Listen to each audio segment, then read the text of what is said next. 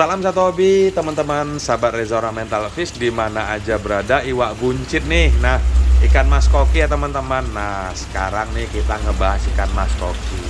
Tentunya ikan mas koki ini legenda nih. Jadi ikan legenda, artis ternama yang nggak pernah redup ya dari dulu hingga saat ini. Memang sejarah ikan mas koki ini dari zaman nenek moyang ya, hingga saat ini dari beberapa artikel yang saya baca. Tentunya dari usia saya masih kecil, ikan mas koki ini lebih dulu lah kala waktu itu jadi eksistensi di situ. Jadi permasalahan-permasalahan memang terutama buat para penghobi barunya jadi permasalahan trouble lah untuk pemeliharaan ikan mas koki. Nah, jadi mengulas kembali nih tentang permasalahan pemeliharaan ikan mas koki. Tentunya ikan mas koki ini sekali lagi sangat membutuhkan kadar oksigen tinggi ya dalam akuarium.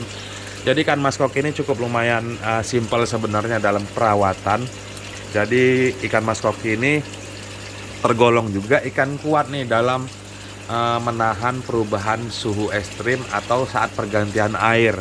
Nah, biasanya saat pergantian air itu otomatis kadar pH dan TDS juga berubah. Nah, untuk ikan mas koki itu kuat biasanya seperti itu. Jadi langsung ikan air dari pam maupun dari sumur juga bisa, cuman tidak direkomendasikan, lebih baik disiapkan dahulu demi kesehatan si ikan.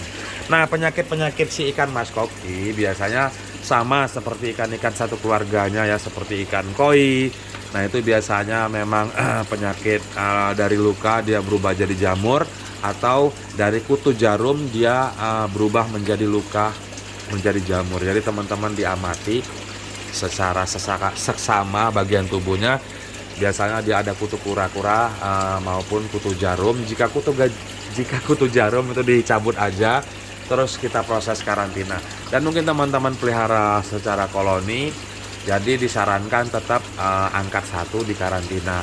Nah, tentunya semua itu berpenyebab awalnya dari kurangnya kebersihan yang kita lakukan sehari-hari buat si ikan. Nah, dan juga yang keduanya, kapasitas pompa maupun filter, kebersihan filter itu kurang terjaga dengan baik. Nah, ikan mas koki ini memang unik-unik ya, susah-susah mudah kalau yang belum tahu selah, seperti itu.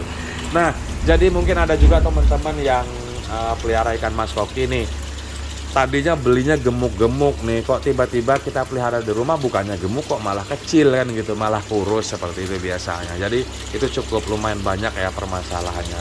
Nah, ikan mas koki ini kan ikan mas buncit nih, otomatis berlemak tinggi ya dia. Jadi ikan mas koki ini bisa dikategorikan dia membutuhkan kadar protein yang sangat tinggi. Nah, tentunya kadar protein yang tinggi itu pemberian pakan biasanya pelet juga, pelet-pelet yang berkualitas tentunya, karena memang pemeliharaan ikan mas koki di media akuarium ini memang untuk pembesaran juga lebih ekstra ya untuk perawatannya daripada di kolam besar gitu, biasa seperti itu. Nah, jadi pemberian pakan seperti pelet-pelet yang berkualitas, terus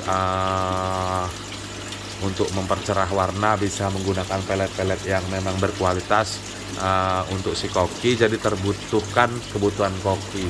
Mungkin teman-teman di rumah beli pelet-pelet yang biasa-biasa, atau kan ada tuh pelet-pelet yang harga 5.000 atau di bawah 5.000 gitu kan, atau yang pelet-pelet ikan-ikan lele gitu seperti itu biasanya untuk kadar proteinnya memang tidak tercukupi buat si ikan koki. Nah, tentunya juga seperti cacing darah itu juga sangat direkomendasikan untuk pemeliharaan ikan mas kokinya.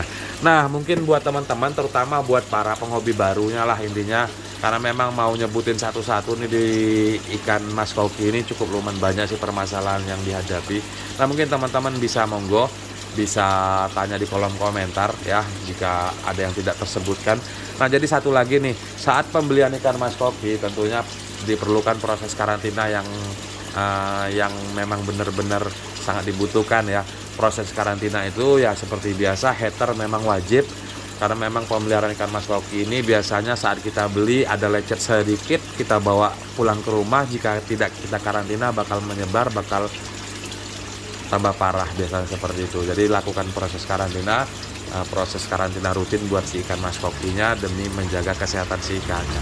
Oke, sekedar untuk yang lain mungkin ada yang nggak tersebut, mungkin bisa isi di kolom komentar, sama-sama sharing di seputar ikan hias. Salam satu hobi, salam Reza Ornamental Fish.